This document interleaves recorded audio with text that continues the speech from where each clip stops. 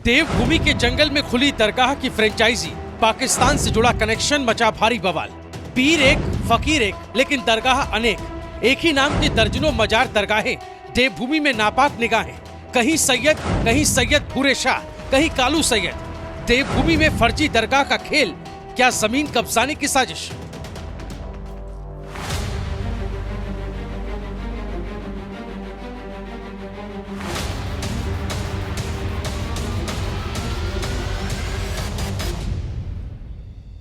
देवभूमि उत्तराखंड, जहां कण कण में आस्था बसती है, लेकिन आज इसी देवभूमि में आस्था के नाम पर एक ऐसा खेल सामने आया जो सिर्फ चौंकाता नहीं बल्कि सिस्टम की आंखें खोल देने वाला है।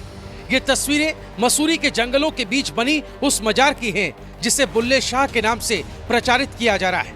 लेकिन सवाल ये है कि जिस बुल्ले शाह की असली मजार पाकिस्तान के कसूर शहर में है, जिसे वहीं सुपुर्दे खाक किया गया, उस बुल्ले शाह की मजार मसूरी के जंगल में कैसे आ गई? इतिहास साफ कहता है, बुल्ले शाह एक सूफी कवि थे। उनके मुर्शिद शाह इनायत कादरी थे और उनकी मजार आज भी कसूर पाकिस्तान में मौजूद है। तो फिर ये दूसरी मजार किसकी है? सिर्फ यही नहीं, इस पूरे इलाके में करीब 1 दर्जन और मजारें भी खड़ी कर दी गई, बिना किसी कब्र के, बिना किसी दफन के। यानी नाम आस्था का और काम जमीन कब्जाने का। इस मामले में प्रशासन क्या कर रहा है, यह आपको बताएं। साथ ही हिंदू संगठनों ने क्या संगीन आरोप लगाए, ये जाने उससे पहले आपको लिए चलते हैं हल्द्वानी के बनभूलपुरा।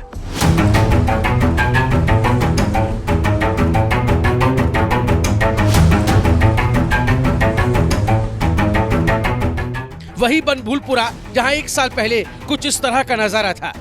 यहाँ रेलवे की बहुत बड़ी जमीन पर अवैध कब्जा कर दरगाहें, मदरसे, मजारें और अवैध बस्ती बसाने का आरोप लगा था।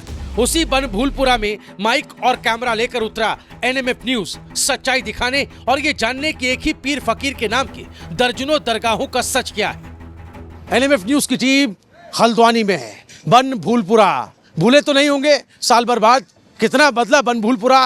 और यहाँ पर रेलवे की जमीन पर, मेरे लेफ्ट हैंड पर आप देख रहे हैं ये ट्रेन गुजर रही है, ये पटरी है, और मेरे ठीक राइट हैंड पर आप देख सकते हैं ये दरगाह है। और ऐसे ही रेलवे की ज़मीनों पर जो दरगाहें बनी हैं, जो मज़ारें बनी हैं, उसको लेकर कई तरह के सवालात खड़े हैं। सुप्रीम कोर्ट में मामला चल रहा है और इस पूरे मामले पर अभी सुप्रीम कोर्ट का फैसला आना बाकी है। लेकिन लोगों का जो आरोप है, यहाँ जो हिंदू संगठन है उन्होंने जो आरोप लगाए हैं, कोर्ट में जो मामला गया है, उसमें कई तरह के संगीन इल्ज़ाम लगे हैं। उसमें यह बताया गया है कि कैसे सरकारी ज़मीनों पर अवैध रूप से कब्जा किया गया, यहाँ पर अवैध मदरसे बनाए गए, अवैध मजारें बनाई गई, अवैध मस्जिदें बनाई गई।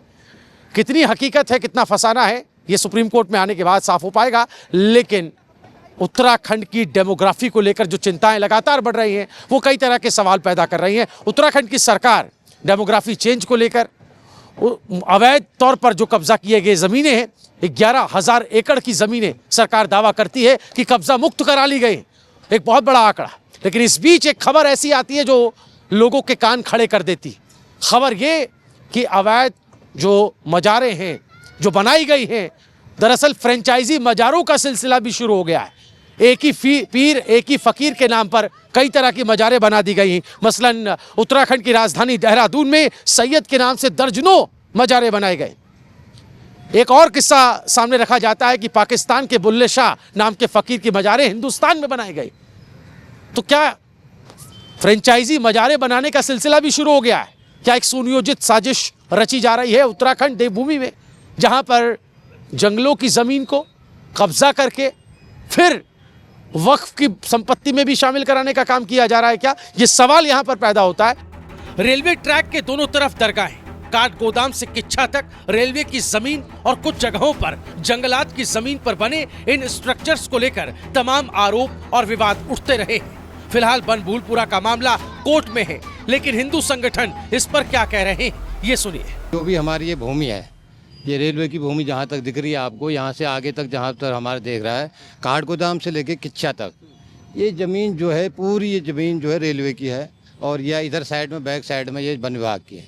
तो हमारा ये कहना है कि इस जगहों पर अवैध कब्जा ना हो, अगर हम हिंदुस्तान के नागरिक होते हुए हमारा हम यहाँ पर अगर इसमें अपना दावा नहीं कर सकते हैं तो ये लोग भी इसमें दावा नहीं कर सकते हैं। हिंदू राष्ट्र है, हिंदू राष्ट्र होना बहुत ज़रूरी है और इन जगहों पर इन जो सरकारों को संज्ञान में लेना जरूरी है। और मैं कहना चाहता हूँ कि सरकार से भी वो माननीय उच्चतम न्यायालय से भी कि इन चीज़ों में जल्द से जल्दी फैसला लें। हमारा गांव, हमारे जो देशवासी हैं, भारतवासी हैं, उत्तराखंडवासी हैं, ये नहीं चाहिए कि देवभूमि है, देवभूमि इस तरह के मजार बने या इस तरह का अतिक्रमण हो। हम कर कोई भी करता है या हम इनके पर जब तक कोर्ट इसको सिद्ध नहीं करती है, मगर हमारी नज़रों में ये जो है काठ गोदाम से लेके किच्चा तक ये जो है पूरी भूमि जो है नजूल भूमि इन पर कब्जा है, गवर्नमेंट की भूमि पर कब्जा है। अच्छा, वनभूलपुरा तो वो इलाका है जहाँ पर हमने पिछले साल हिंसा देखी। यहाँ पर थाने तक फूंक दिए गए, आगजनी हुई और पथराव हुआ, हिंसक प्रदर्शन भी लोगों ने किए। तो आप तो यहीं के निवासी हैं, कितना बदला है एक साल में, थोड़ा सा बताएं इसके बारे में। जी, वैसे वनभूलपुरा जो इसमें कांड हुआ बहुत गलत हुआ। उसमें यहाँ तक की नौबत आई कि यहाँ पर थाने के यहाँ पर वनभूलपुरा थाना है सामने, उसको भी जलाने की नौबत आई। मगर ऐसा ऊपर वाली कृपा से देवभूमि है तो बच गए। मगर ये जो है उस समय से हम लोग देख रहे हैं कि थोड़ा बहुत परिवर्तन आया है यहाँ पर, और कोड में मैटर है इसलिए भी परिवर्तन है। और अभी भी इसके अंदर बहुत सफाई करने की ज़रूरत है। अभी इस एरिया में काफ़ी सफाई होनी है। अभी हम हमारा बजरंग वाहिनी दल उत्तराखंड में सक्रिय हो रहा है, तो हम देखेंगे कि इनके अंदर अभी कहाँ कहाँ ऐसी चीज़ें बनी है। अवैध जंगलों में कब्जा है और रोडवेज पे कब्जा है, रोडवेज भूमि पे भी कब्जा है। काठ गोदाम पे मस्जिद बनी है और रोडवेज पे है। कैसे है उसके अंदर ये भी हमें पता नहीं। तो उसके लिए उनके पास कोई इसके कागज़, रजिस्टर्ड कागज़ होने चाहिए। अभी जो सरकार काम कर रही है, उत्तराखंड के मुख्यमंत्री पुष्कर सिंह धामी लगातार हर मंच पर ये बोलते सुनाई देते हैं। वो कहते हैं कि 11,000 एकड़ से ज़्यादा ज़मीनें कब्जा मुक्त कराई गई, अभियान चल रहा है लगातार। और ये भी कहा जा रहा है कि जिस तरह से जो अवैध मजारें बनाई गई, मदरसे बनाए गए, उन पर भी बुलडोज़र चल रहा है। हम कई तस्वीरें हरिद्वार से लेकर के हल्द्वानी और कई जगहों पर देख चुके हैं। तो उस बारे में आपका क्या कहना है? ऐसी सरकार क्या पहली बार आई है जो इस तरह का काम कर रही है, ऐसे मामलों को सामने उठा रही है? मैं मानूंगा कि शर्मा जी की पहले तो ऐसी सरकार अभी पहली बार आई है जिसने यूसीसी कानून लागू किया। मगर इसमें अभी हम कहते हैं कि हमारे नज़रों में अभी 20% काम नहीं हो रहा है 100 में। अच्छा, अभी 80% कार्य करना हो जब बाकी है। ये हल्द्वानी है, इसके बाद उत्तराखंड के में आपके किच्चिया, सितारगंज, आपके आप इधर नानकबत्ता साइड चले जाइए, इधर आपके खटीमा चले जाइए, और पहाड़ों तक भी जंगलों में बनने लग गए। अल्मोड़ा में एक हमारे देखें आगो हाल करबला के पास है नीचे, ऐसे कैसे बन जा रहा है। तो मैं सरकार से भी निवेदन करूंगा और हमारा निवेदन है कि बजरंग वाहिनी दल की ओर से कि जल्दी से जल्दी इन मैटरों में जल्दी सॉर्ट आउट किया जाए, अन्यथा फिर हमको एक उग्र आंदोलन करना पड़ेगा। ये भी कहा जाता है कि कांग्रेस जब सरकार थी उस वक्त एक अभियान चलाया गया, सरकारी भूमि पर इस तरह से कब्जा किया गया, मजारें बनाई गई, मस्जिदें बनाई गई। उसको बाद में जो है वो एक मुहिम चलाई गई, एक अभियान चलाया गया। ऐसा आरोप लगते हैं कि उन्हें वक्फ में शामिल कराने की एक मुहिम चलाई गई ताकि वो रजिस्टर्ड हो जाए, ऑथराइज्ड हो जाए। इस बारे में आपका क्या कहना है? क्या ऐसा हुआ है? क्योंकि आपने तो सरकार का टाइम भी देखा। बिल्कुल हमने कांग्रेस सरकार भी देखी है। मैं तो यहाँ तक कहूँगा, मेरा जो अपना पर्सनल मानना है कि ये कांग्रेस सरकार की ही देन है। जितना भी अवैध कब्जा है ये कांग्रेस सरकार की देन माना जाएगा। क्यों? क्योंकि उनके कार्यकाल में आपने मुस्लिम लोगों का भी नाजायज़ फ़ायदा उठाया, उनको अपना वोट बैंक बना के उनको जगह जगह बसाया। लेकिन गलती जहाँ उतनी है उतनी सरकारों की भी गलती है। जितना इन लोगों की गलती है उससे ज़्यादा उस कम्युनिटी की से ज़्यादा गलती सरकार की भी है। भाई आप इनको वोट बैंक के लिए यूज कर रहे हैं। आपको इनको बसाना था तो आप जैसे सिस्टमेटिक ढंग से बचते हैं, जैसे रजिस्टर्ड प्रक्रिया होती है वैसे करिए। हम लोग हैं, पहाड़ से आते हैं, हमारे यहाँ भी ज़मीन है, हमने रजिस्टर्ड ज़मीन खरीद रखी है, हमारा नाम पे है। तो इसलिए हम ये चाहते हैं कि सरकारों से कि कांग्रेस सरकार भी इसमें बहुत कहीं न कहीं दोषी है, बहुत ज़्यादा दोषी है। और मैं आइंदा उनको एक चेतावनी भी देता हूँ कि आप को ये पता नहीं कि अगर आप इस तरीके से इनके वोट बैंक का यूज़ करेंगे तो आने वाले समय में ये आपसे बिल्कुल अलग हो जाएंगे, आप एक बिल्कुल निहत्ते रह जाएंगे। जैसे ये दरगाहें बनी, जिनके नाम पे दरगाह बनी है, पीर फकीर के नाम पे, ऐसी उत्तराखंड में इसी नाम की कई जगह और दरगाहें बनी हैं। तो ये कैसे हो सकता है? आपके पीर और फकीर जिनकी आप घटनाओं का जिक्र कर रहे हैं वो तो एक ही जगह पर आए होंगे ना, उन जगहों पर थोड़ी ना गए होंगे, वो यहाँ आए होंगे, वो यही उनकी समाधि बन गई। हाँ। तो और जगह पर उनके नाम की जो बन रही है वो क्या लोग धंधा चला रहे हैं, क्या है वो? ऐसा होता है ना, बहुत से अपने लगे में हैं, जैसे चाले चुकुड़ लगे में जिनको पता ही नहीं किसी चीज़ के बारे में, दीन इस्लाम के बारे में, तो वो उल्टा काम करते हैं पैसे खाने कमाने के लिए। बाकी तो ऐसा यहाँ पर कोई हिसाब किताब नहीं है ऐसी दरगाह में। देखो हमारे चच्चा हैं, बचपन से काम कर रहे हैं, देखो बाल्टी से पानी ढो रहे हो, क्या कर रहे हो, ये बातें दी तो कर रहे हैं यहाँ। किसके लिए कर रहे हैं? अपने लिए कोई कर रहे हैं? वो सबके लिए कर रहे हैं। चपले ढूंढना, देखो मस्जिद में लगे हुए हैं, कोई तनख्वाह कोई मिल रही है इनको? फिर इबादत है, अल्लाह का घर है ये। पढ़े लिखे नहीं है, पढ़ जाहिल है। हाँ, बचपन में माँ बाप खत्म हो गए, यहीं पर अपने यहीं रहते हैं हम। हाँ, हिंदू संगठनों का आरोप है कि कांग्रेस के शासनकाल के वक्त ऐसी कब्जे वाली जमीनों को एक अभियान चलाकर वक्फ बोर्ड की जमीनों में शामिल कराने का काम किया गया। अब इस बारे में अपनी पड़ताल आगे बढ़ाते हुए हम पहुंचे इन दरगाहों में। देखिए आगे क्या हुआ। बुल्ले शाह हैं पाकिस्तान के, उनकी मजार और दरगाह उनका वहाँ है, और यहाँ पर भी बुल्ले शाह के नाम से चल रहा है। तो अब इस पर आप क्या कहना चाहेंगे? बुल्ले शाह तो कोई ना अल्लाह को मानता था, ना ही भगवान को मानता। तो पाकिस्तान वहाँ है, पाकिस्तान में। उसकी दरगाह यहाँ क्यों बनी हुई है? यहाँ कहाँ है? यहाँ नहीं है, भारत में है। लेकिन भारत में हो सकती है, हमें इस बारे में जानकारी नहीं है जी। ये गलत है, आपको लगता है कि ऐसा नहीं होना चाहिए? जी, जो बुल्ले शाह हैं असली, उनका नाम तो असली बुल्ले शाह नहीं होगा ना, उनका नाम भी कुछ और ही होगा। ये बुल्ले शाह जो है उनका टाइटल होगा। बुल्ले शाह तो हमने किताबों में पढ़ा है, बुल्ले शाह तो हमने भी पढ़ा है। बुल्ले शाह तो एक सूफी था जो कि ना भगवान में ना अल्लाह में मानता था, है ना, नास्तिक आदमी था। वो तो गीत और संगीत से उसका वास्ता था। तो वो नहीं, मैं बता रहा हूँ आपको, मैं तो बता रहा हूँ ना, ये तो जनता जग जाहिर है। तो उसके नाम पर आप खोल देते हैं तो ये तो कारोबार करना हुआ।